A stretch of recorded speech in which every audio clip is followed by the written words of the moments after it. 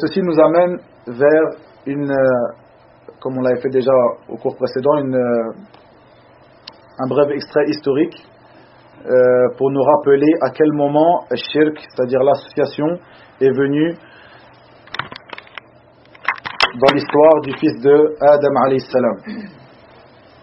Comme cela il est rapporté dans le livre de Tafsir, Kitab al-Tafsir du Sahih de l'imam al-Bukhari rahimahullah ta'ala, dans l'explication de Surat Nuh, où Ibn Abbas radiyallahu anhuma rapporte l'histoire de ces idoles du peuple de Nuh alayhi salam. Pour résumer, ce hadith qui est rapporté dans le Sahih, donc dans le recueil authentique de l'imam al-Bukhari, où Ibn Abbas radiyallahu anhuma, Turjuman al-Qur'an, celui qui est donc celui qui explique, qui exégèse le Coran, qui exégète le Coran, et d'après le dua du prophète Mohammed sallallahu alayhi wa sallam pour lui, pour le fils de son oncle, son cousin, Ibn Abbas, il dit dans l'explication de Surat Nuh, il dit que les idoles qui étaient dans le peuple de Nuh,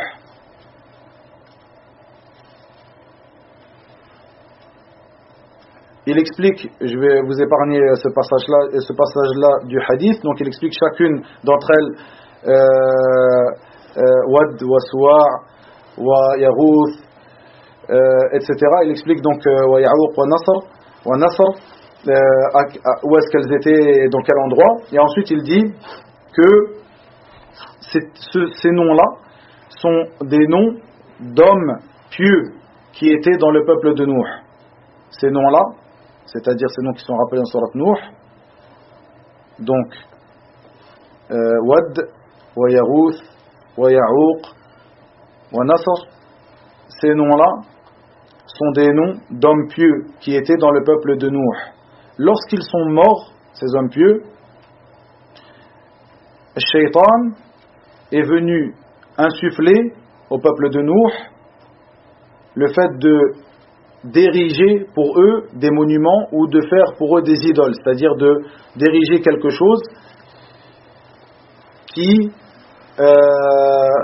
par lesquels on va se rappeler de eux. Donc le terme ansab dans la langue arabe peut vouloir dire un monument, une idole. On n'a pas une science exacte de ce que c'était. C'est pour ça que je vous dis des monuments ou des idoles ou quelque chose qui sera un rappel de ces personnes pieuses dans leur peuple. Et de faire que ces idoles ou ces monuments ou ces rappels de ces personnes pieuses restent avec eux dans leurs assises dans lesquelles ils s'asseyaient, ils se réunissaient, le peuple de Nuh alayhi salam. Et il leur a insufflé de les appeler, ces monuments, ces idoles, ces rappels, par le nom de ces personnes. C'est-à-dire que pour, par exemple, Wad, qui était un homme pieux, ils lui ont fait une idole ou un monument, où il est rapporté dans certains autres hadiths que c'était des idoles, et certaines de ces idoles étaient encore présentes à l'époque du prophète sallallahu alayhi wa sallam. Dans certains hadiths, il est rappelé comme cela. Et donc, de faire une idole, de façonner une idole et de lui donner ce nom-là. Donc celle-ci c'est Wad, celle-ci c'est Nasr, celle-ci c'est un tel, et de les laisser avec nous dans nos assises. Et ils ont fait comme cela, ils ont fait ce que Shaitan leur a insufflé.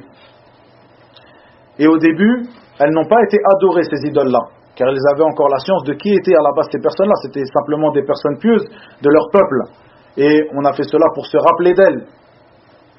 Comme on peut le voir au jour d'aujourd'hui, les monuments qui sont érigés en l'honneur de personnes importantes, comme ils le disent, entre guillemets. Et donc Ibn Abbas dit qu'au début, elles n'ont pas été adorées. Et lorsque les générations se sont succédées, la science a été c'est-à-dire que les gens des générations qui les ont succédées, n'avaient plus la science de la réalité de ces choses-là, de ces idoles, que c'était simplement des personnes pieuses et qu'on a fait cela pour se rappeler d'eux. À ce moment-là, lorsque les générations se sont succédées, c'est à ce moment-là que ces idoles ont été adorées en dehors d'Allah tabaraka wa ta'ala.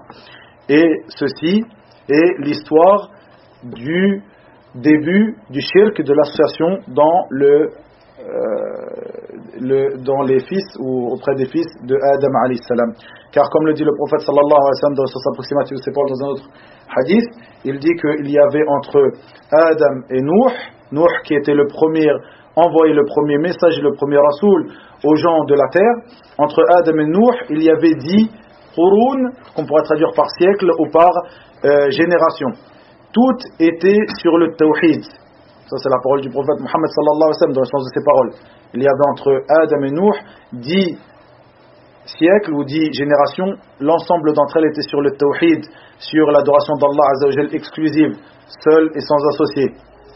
Et ensuite, il s'est passé ce que je viens de vous évoquer, la parole d'Ibn Abbas dans le Sahih, qui est rapporté par l'imam al-Bukhari dans son Sahih, sur l'histoire du début de l'association chez les fils de Adam alayhi salam. Une autre chose qui nous montre l'importance, donc le fait de connaître notre histoire, est une manière de ne pas retomber, comme le disent nos savants, de ne pas retomber dans les mêmes erreurs. Le fait de connaître notre histoire est une manière que l'on a de ne pas retomber dans les mêmes erreurs.